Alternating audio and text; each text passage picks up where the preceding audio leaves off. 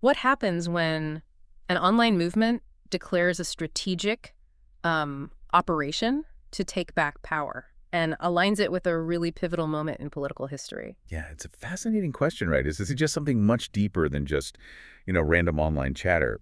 It points towards coordination. Exactly, like a plan, not just reacting, but actively trying to shape things. Precisely. And that's what we're diving into today. Hmm. We're looking at how certain groups perceive these big political shifts, sure, but also how they lay out these really detailed strategies. Strategies to influence things, combining these like grand political claims with almost military-style plans for action online and, well, on the ground too. You got it. Today, we're doing a deep dive into a really interesting set of sources. They offer this unique, very specific perspective on the first few months of 2025. Okay, so our mission here is to unpack this idea of Operation 9, power to the people. We want to look at its connection to online groups like 9chnet, this figure called the Baron, and see how the sources present all this lining up with President Trump's first 6 months back in office, according to their timeline. Right. We'll be distilling the key claims, the strategies laid out in these documents, really trying to help you understand the goals and methods described by this, let's say, distinct corner of the information world. Think of it as a shortcut, maybe, to getting up to speed on a very particular narrative that's out there, shaping perceptions and calling people to action. Definitely. And to guide us, we're leaning heavily on three main documents. First, there's the 9chnet Action News editorial. It's titled Trump's Historic First 6 Months, A Triumph Against All Odds, and it's dated July 29, 2025. That's kind of our anchor piece. Okay, the Bain narrative. Then we have 9chnet's legal and mimetic warning. This one's issued by the Baron, personally, supposedly. It gives us this pretty stark look inside their rules or asserted authority. Sounds intense. Oh, it is. And finally, there's this anonymous post, but it seems really significant. It's called The 9 Operations, QAnon's Future Trajectory, and it's dated January 24th, 2025, just days after the supposed start date of the term. This lays out the strategic roadmap. So putting it all together, what we're going to see is how these sources build this really positive story about an administration's start. Overwhelmingly positive, yeah. While at the same time, they're laying out this detailed vision for, like, digital activism and getting power back to the community. It's not just reporting. It feels like a mobilization effort. Absolutely. It's a window into a narrative being actively constructed. Okay, let's dive in. Where should we start breaking this down for our listener? Maybe with that 9chnet editorial, that triumph against all odds piece. Sounds like the right place. It really sets the stage. Right. So the 9chnet Action News editorial, it kicks off immediately framing President Trump's first 6 months back, starting January 20, 2025, according to them, as this unparalleled triumph. Yeah, and crucially, a triumph achieved, despite what they call an unprecedented storm of opposition. That framing is key right from the start. So what kind of impression are they trying to create there? It sounds like they're setting up a David versus Goliath kind of thing. Sort of, yeah. It establishes this narrative of immediate, almost overwhelming success against incredible odds. They talk about ferocity and focus from day one. Ferocity and focus. Yeah, it's not just descriptive language. It's meant to challenge the idea that political transitions are usually slow. It suggests, hitting the ground running, pushing policies out with real decisiveness. Making the claimed achievement seem even more remarkable because of all the supposed resistance. Exactly. It positions everything that follows as extraordinary, almost miraculous, given the alleged scale of that opposition. Okay, so let's get into this cascade of accomplishments they list. It reads like a report card. What areas do they highlight first? They start big, really big. Global peace deals. Global peace in 6 months. According to this editorial, yes. It claims Trump brokered ceasefires between, get this, Israel and Iran, Wow. India and Pakistan, and even Rwanda and the DRC. Plus, progress in Syria, laying a pathway to stability. That's Yeah, ambitious is an understatement. it is. And they immediately attach this huge accolade, claiming these efforts earned him 3 Nobel Peace Prize nominations in record time. 3. 3. They present it as this undeniable proof of his deal-making skill on the world stage. Like, even global institutions have to recognize it. It's immediate validation. Okay, those are some massive claims on the international front. What about domestically? The economy is always key. How do they say he reinvigorated the economy so fast? They shift right into it. The claim is he oversaw the largest blue-collar wage growth in nearly 60 years. 50 years. Yeah. And they back it up with figures, or alleged figures. Over $7.6 trillion security and investments from companies and foreign government. 7.6 trillion. That's the number they use. And maybe even more strikingly, they say the U.S. Treasury posted a $27.2 billion surplus in June 2025. A surplus. In June. When does that ever happen? Well, they note it's the first June surplus since 2005. And they claim it was fueled by $90 billion in tariff duties. So tariffs paying off, leading to a surplus and huge wage growth. That's the picture. That's the picture they paint. Tangible, immediate results impacting ordinary workers and the national budget. A complete turnaround narrative. And connecting to that often is border security. How does the editorial handle that? What claims are made there? Seamless transition in the text. Strengthen the border. They say funding for the wall was approved, construction moving fast. And then this really remarkable claim. Which is? 1 million self-deportations. 1 million people just left. That's the claim. Self-deportations. Plus, they say for 2 straight months, deportations outpaced illegal arrivals, suggesting a fundamental shift. And how do they link that to jobs? Directly. They report native-born job growth soaring by 2 million, while foreign-born employment dropped by 543,000. So the narrative is, secure the border, jobs come back for native-born Americans. Very direct correlation presented. Very direct. Framed as a clear win for American workers, tied directly to border policy. Okay, beyond the economy and the border, what about broader domestic policy changes? Anything on taxes, spending, social issues? Oh yeah, they cover a lot under transformed domestic policy. They mention eliminating taxes on tips and overtime. That sounds aimed right at service workers, hospitality. Exactly. Very targeted appeal. Then on the budget side, big cuts. Defunding NPR and PBS, rescinding $9 billion from what they call bloated budgets. Fiscal responsibility is the angle. And socially, culturally. A major point they highlight is dismantling DEI initiatives, diversity, equity, and inclusion across the government and military, presented as a return to, meritocracy. That's a significant ideological shift. Huge. They also highlight legislation like the Halt Fentanyl Act and measures protecting women's sports. It's all framed under this umbrella of practical, people-first governance, correcting perceived wrongs, implementing specific values. And energy, that's often a big theme. It is. They wrap up the accomplishments list with restored American energy dominance. How? What specifically? 2 main points. Actions that supposedly disrupted Iran's nuclear program tying energy to geopolitics. Yeah. And advancing U.S. energy independence domestically. Setting the stage for global leadership, they probably argue. Exactly. That's the aspiration mentioned. And the editorial sums it all up. These achievements are not just numbers or headlines.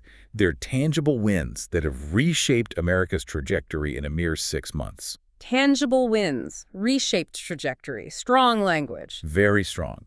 They even quote a commentator, Chris Eliza, apparently saying something like, "You could credibly argue no modern president has had a more consequential first 6 months." So they're really hammering home this idea of unprecedented rapid impact. Absolutely. It's the core message of this whole section. Okay, so to really drive that point home, the editorial then does this direct comparison to predecessors, looking just at their first 6 months. What's the main argument here? The argument is all about immediacy. They claim Trump delivered measurable results in mere months, unlike others who, according to this editorial, took longer or faced bigger setbacks early on.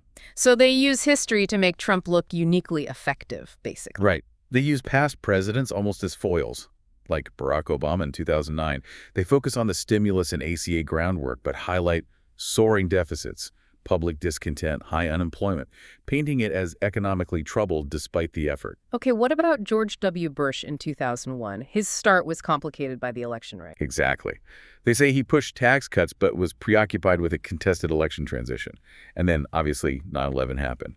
So the editorial claims little immediate transformative policy came out of those first 6 months. More reactive, less proactive than Trump is the implication. And Bill Clinton's start in 1993? I seem to remember some early struggles there. The editorial definitely leans into that, described as marred by missteps. They mention the botched healthcare reform attempt and controversies like don't ask, don't tell, which they say alienated people. So internal struggles, gridlock, a contrast to the supposed smooth success they attribute to Trump.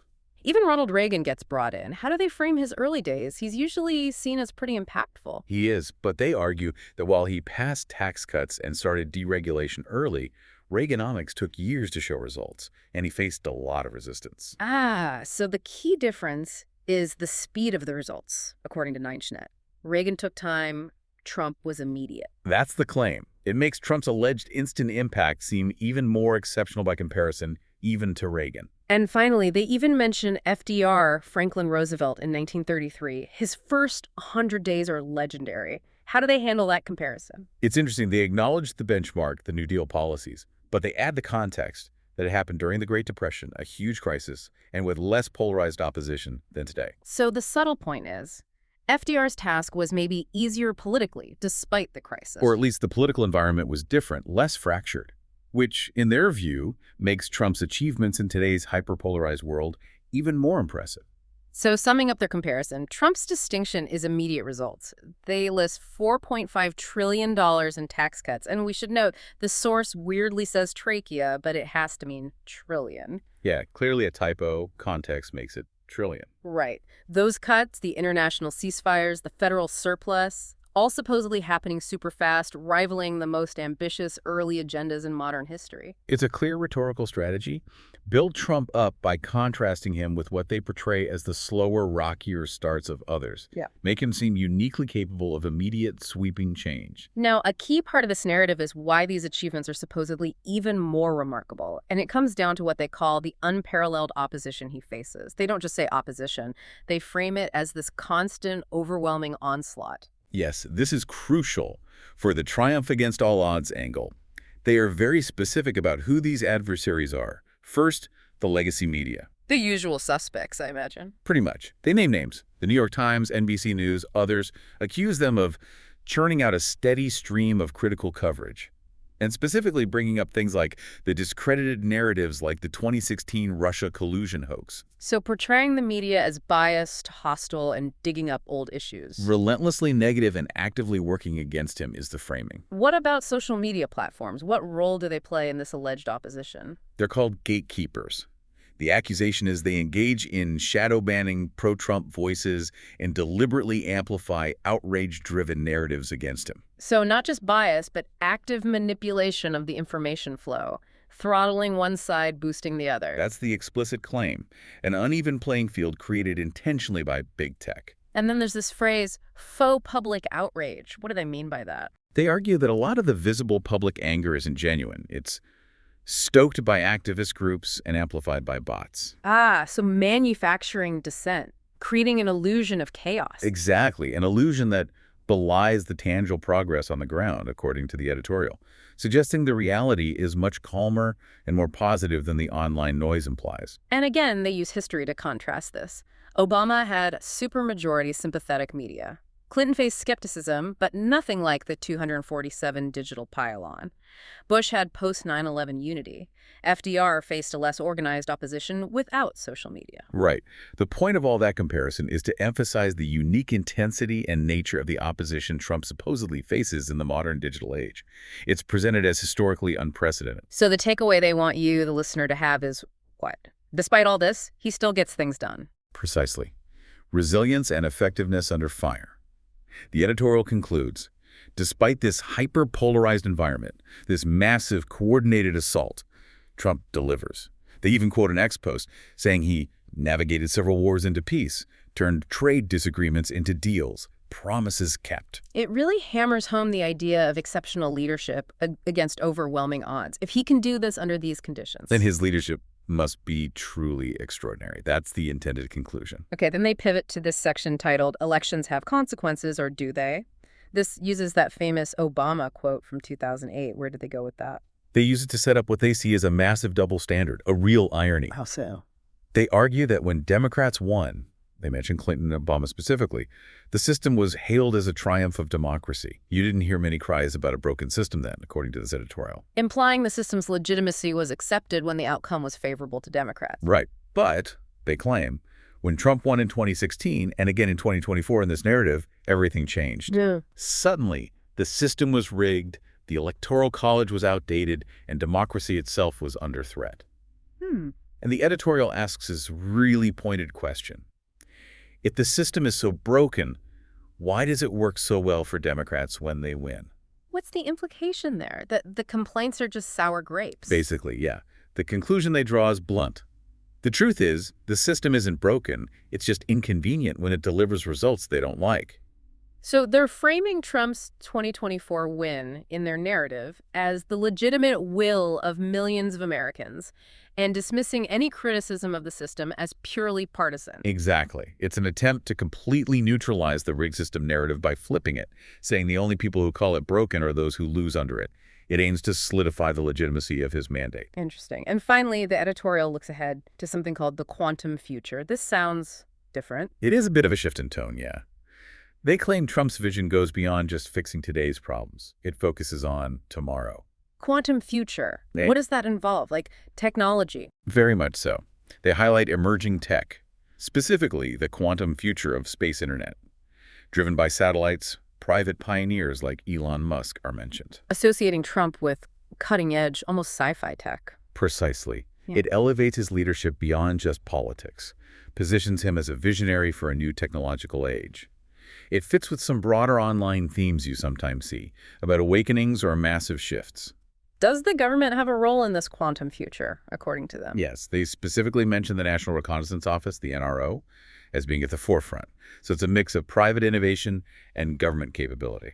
And the closing line is, "Hello, sentient operating system. America is ready to lead in this new frontier just as Trump has led on Earth." That's quite a statement. It is sentient operating system. It's very aspirational, very futuristic. It suggests America, under this leadership, is poised not just for political renewal, but for, technological transcendence. So the editorial wraps up portraying him as a master leader, getting results against all odds, and now leading us into this amazing technological future. That's the overall summary, yes. A complete, overwhelmingly positive narrative arc for those first 6 months, designed to be both legitimizing and, inspiring to its intended audience. Okay, so that's the narrative 9chnet Action News presents. A rapid, undeniable triumph. But you said earlier this connects directly to a roadmap for online action, this 9 operations thing. Exactly. And that's where it gets really interesting because it links this political storytelling directly to his strategic plan for engagement. It's not just here's what happened. It's here's what happened and here's what you should do now. Mm-hmm.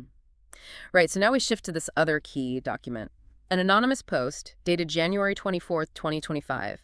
That's just 4 days after the inauguration date used in the editorial. 4 days. Wow, that timing seems intentional. It certainly suggests coordination, doesn't it? The title is The 9 Operations, QAnon's Future Trajectory. Now, that title itself raises questions about the intended audience and the relationship between this plan and the broader QAnon phenomenon. Okay, so what's the core focus? You mentioned Operation 9. Yes. The document explicitly labels Operation 9, Power to the People, P2P, as active. That's one they highlight as ongoing, the main effort, perhaps. Power to the people and the call to action. Super direct. Get involved any way you can. Anyway, that's broad. Incredibly broad. It specifies involvement across community, school, local, state, federal levels. So not just online stuff. This is real-world action. Absolutely. The stated goal is to take the power back, take control of your communities, schools, states, and federal decision-making. It's outlining a full-spectrum takeover, grassroots, and institutional. Taking control, that's strong language. It is. It suggests a fundamental reshaping of society from the bottom up, driven by individual action at every level. And there's a connection made to 9chan, or 9chnet, in the document itself. Yes. Intriguingly, it notes, strange, it lines up with 9chan. Who knew? Which, given the context, seems to point towards 9chnet. So it's openly suggesting this strategic plan aligns with the platform pushing the Trump narrative we just heard. That's how it reads. A direct link, suggesting synergy or maybe even a shared origin between the political narrative and this operational plan. Okay, so Operation 9 is the main focus, power to the people. But this is part of a larger 9 operations strategy. What's the overall purpose of these operations? They seem to be a phased plan to, dominate the information space and influence public perception, shape reality, essentially. Let's look at some of them. Operation 1, Truth BQMB, OPTBQMB. What's that? The strategy is explicit. Flood social media at a rate that the MSM cannot keep up with. Flood social media with what? Their version of the truth? Presumably, yes. The objective stated is to force mainstream media to either embrace the truth or suffer from continuing to lie to us. Wow, so overwhelm the narrative, creates so much noise they can't ignore it. Or be discredited if they do ignore it. It's an aggressive information offensive strategy. Then Operation 2, Meme Warfare, OPMW 2020. This sounds more like what you might expect. Right. The instruction is A, arm yourself with memes. But the purpose is interesting, to spread facts and knowledge. Or just for the LULZ. LULZ. So serious info dissemination and just messing around online. Seems like it acknowledges both. Using memes as weapons for their facts, but also recognizing the power of humor, mockery, and just generally stirring things up online. Memes travel fast, bypass filters. Okay, Operation 3. Echo chamber backfire. OPEC, what's that targeting? It's explicitly called a counter-operation against CA Mockingbird. Mockingbird. That's the conspiracy theory about CIA media control. Correct. And the method is a combo of TBQMB, the truth bomb from Operation 1. So it's about using their own information flood to counteract perceived psychological operations run by intelligence agencies or the media they supposedly control. Turning the tables using their own tactics, essentially. That seems to be the idea. Operation 4, kill AP, OPKPY. Kill the Associated Press. Seriously. That's the name. Yeah. But the method described is infiltration instead of invasion. Infiltration. So getting inside AP, influencing it from within. It implies a more subtle, long-term strategy. Not destroying it outright, perhaps, but undermining it, controlling its output, or maybe replacing it, disrupting the mainstream news flow at a fundamental source. That's quite a goal. Okay, what's next? Operation 5, high beams, OPHB. Simple description. Shine the light on the corruption to expose it. So investigative work, leaks, bringing hidden things out into the open. Seems like it. Preparing the ground, maybe. Which leads into Operation 6, pedal to the metal, OPP2M. Right, and the description follows logically. Now that the high beams are on, it is time to gun it and push the messages further than ever before. So once corruption is exposed, accelerate the information campaign. Full throttle on spreading the message. Exactly. Leverage the revelations for maximum impact. Operation 7, blast off, OPB. Sounds like a climax. It does. It asserts most who can be woken will be awake, suggesting they believe they've reached a critical mass of receptive people. And the call to action. Now it's time for liftoff. Buckle at P. It implies a major escalation, a final push, maybe the start of something big. Then Operation 8, birdsong, OPBS. What's the instruction here? Time to sing as the mockingbird did. Sing like the mockingbird, like the media manipulation they oppose. Exactly, but with a twist. But now your songs, the songs of freedom. So, co-opting the enemy's tactics, using information warfare techniques, but for their own freedom agenda. That's certainly what it suggests, a deliberate mimicry and repurposing of methods they attribute to their adversaries. Fight fire with fire in the information war. Fascinating. And is there an Operation 10? There is. Operation 10, the silent war comes to an end. OP-ish-ish. The silent war ends. That's the implication. A definitive end to this ongoing covert conflict that all these operations are supposedly part of.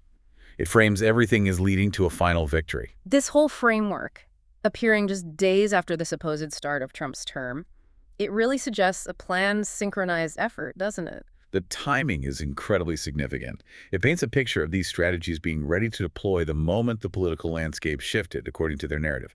Highly proactive, not reactive. It's like a playbook for an information insurgency, laid out right at the beginning. Which brings us back to the question, who's running the show? Who's behind this? Who are the Baron and this B team? Okay, let's get into the players. Starting with 9chnet itself. We know from the editorial, it positions itself as a news source via the 9chnet Action News editorial board. It claims authority. Right, presenting a specific viewpoint as news. But it's that other document, the legal and mimetic warning, that really pulls back the curtain on their internal rules and, well, their perceived power. The one from the Baron. Exactly. It states 9chnet is a non-profit entity, okay, and it's dedicated to the art of mimetic expression. So far, so good. Sounds like a creative community. But then comes the hammer, this legal warning to all shitposters, their term, which strictly forbids any unauthorized use, reproduction, or even reference to their key names and brands. Wait, names like Shadow, Vision, 9chnet, 9chan, you can't even mention them without permission. That's what the warning implies. Or use any of their videos, memes, any IP originating from them. For a nonprofit focused on mimetic expression, which usually thrives on sharing and remixing, that's incredibly restrictive. It seems like a total contradiction. Free expression, but don't touch our stuff. It's a major tension, yeah. Strong proprietary control over content presented under a banner of open expression. And they also seem keen on setting themselves apart morally, mentioning simp dorks and flap-trapping. Yes, they explicitly position themselves with self-proclaimed integrity. They categorically reject people supposedly soliciting sympathy or money online for things like marijuana use. They call themselves a bastion of integrity and creativity. So creating a moral high ground, we're the serious creative ones, not like those other online grifters. That's definitely the vibe, distinguishing their movement as somehow purer or more dedicated than others. And if you violate their rules, if you use their memes without permission, what are the severe consequences? They lay out a few things. First, memetic blacklisting. What on earth is that? Imagine this. You misuse their content, and suddenly the entire 9chnet community is mobilized to relentlessly attack you with memes. The warning says violators face relentless satirical countermeasures designed to make their digital footprint a cautionary tale. So weaponizing memes to destroy someone's online reputation. Essentially, yes. Using the very art they claim to protect as a tool for digital punishment and silencing, making it impossible for you to engage online without being mocked into oblivion. That sounds intense. What else? Community sanction. The warning says the full force of the 9chnet community will be mobilized to expose and dismantle any unauthorized reproductions through memetic warfare. So activating their user base as enforcers. Exactly. It highlights this organized collective power they claim to wield. Your violation isn't just against 9chnet, it's against the whole community, who will actively work to take down your content. And finally, actual legal action. Yep. They reserve the right to pursue civil suits for copyright infringement, misappropriation, defamation, seeking maximum damages, injunctions. And the final line of the warning? It's pretty chilling. This is not a game. Cease and desist immediately. We are watching, and our response will be swift and unyielding. Swift and unyielding. Okay, so who is this authority figure signing off on this? The Baron.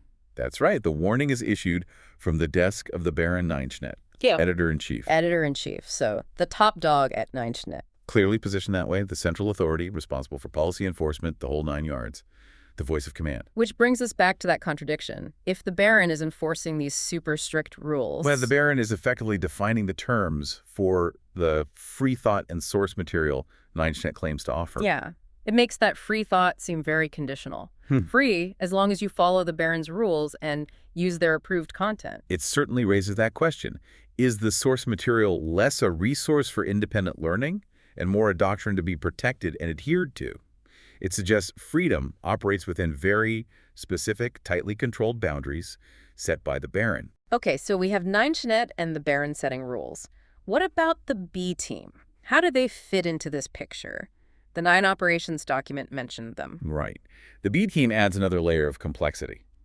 The operations source notes their emergence fuels speculation about their legitimacy and potential ties to influential individuals within the political sphere. So they're seen as potentially significant players, maybe with real-world connections. That's the speculation reported in the source, yes. But what's really crucial is their acknowledged role in PSYOPs. PSYOPs, psychological operations. Yes. The source says the B team acknowledges the existence of various PSYOPs within the QAnon landscape. And get this, they suggest different groups, both good and bad, are attempting to influence followers. Wait, an allied group acknowledging that both good and bad actors are running PSYOPs within their own movement. Exactly. Think about the implications. In a movement already based on uncovering hidden truths and manipulations, this forces followers to question everything. Even messages from supposedly friendly sources could be PSYOPs. It creates this incredible internal suspicion. Who do you trust if even allies admit manipulation is happening from all sides? It's a profound complication. The source explicitly says followers are prompted to question the source and intention behind various messages and claims.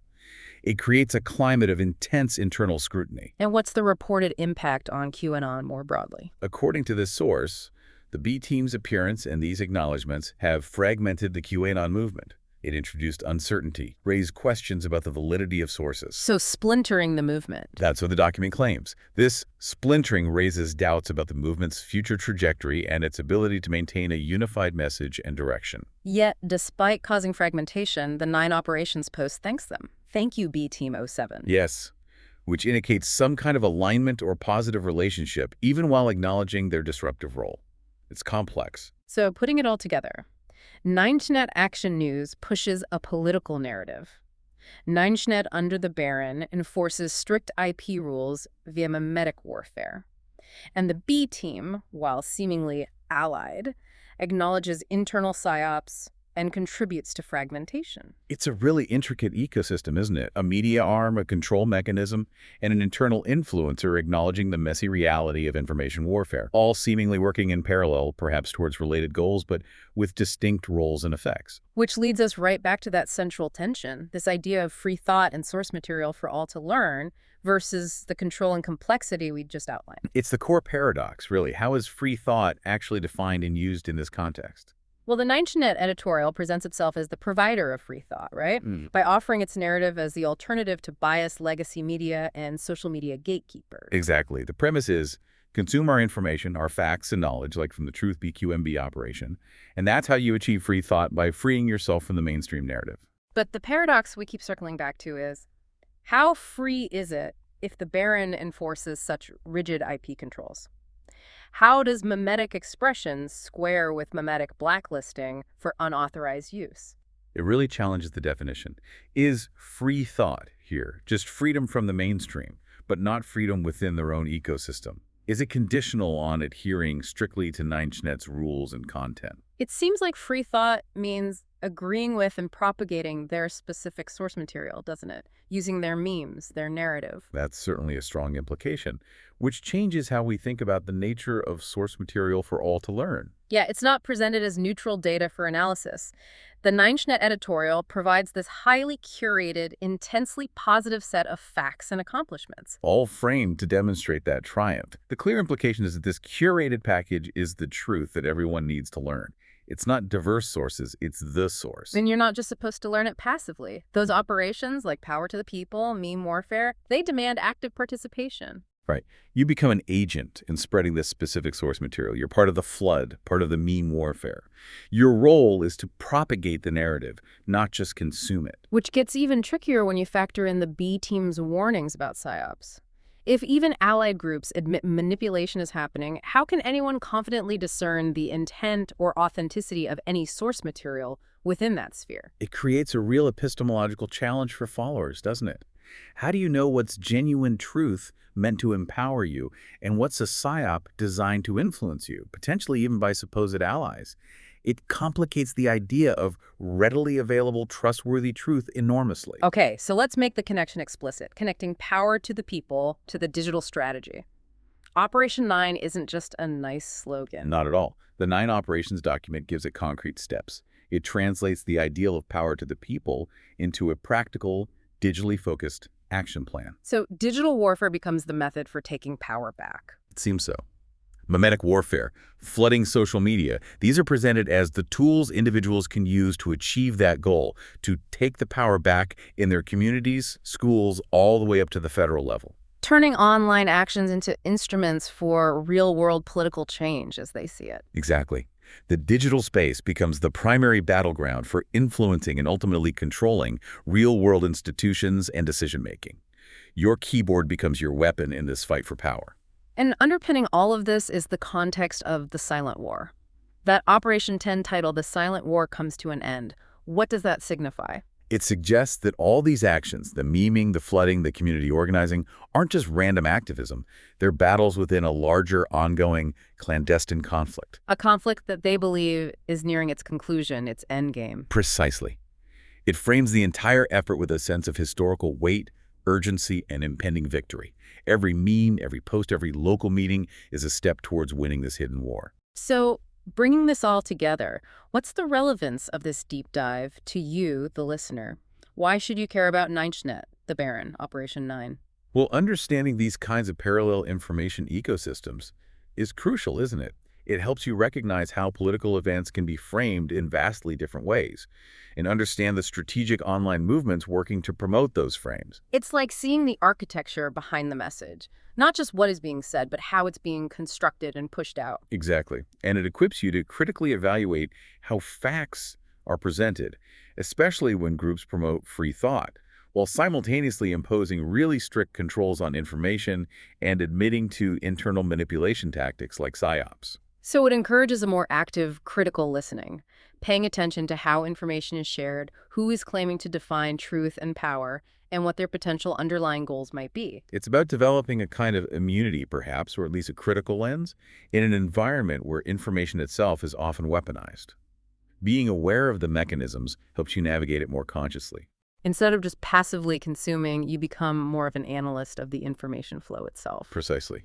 In today's world, that feels like an essential skill. Hashtag outro.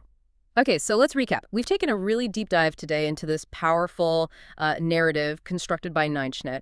It paints Trump's first 6 months in 2025, according to their sources, as this period of incredible achievement against just massive opposition. A real triumph against all odds narrative. And we explored the 9 operations framework, especially that central Operation 9, Power to the People, which lays out this detailed strategy for digital and real-world action.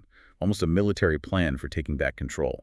And we looked at the entities involved, 9chnet itself, the authoritative figure of the Baron, enforcing these really strict rules on mimetic expression, creating that paradox of controlled free thought. And the B team, acknowledging internal flying ops, contributed to fragmentation, adding layers of complexity and suspicion, even within aligned movements. So, considering all this, the goal of power to the people through things like mimetic warfare, the direct calls for community involvement, but also the explicit warnings about psyops and information fragmentation coming from within the movement.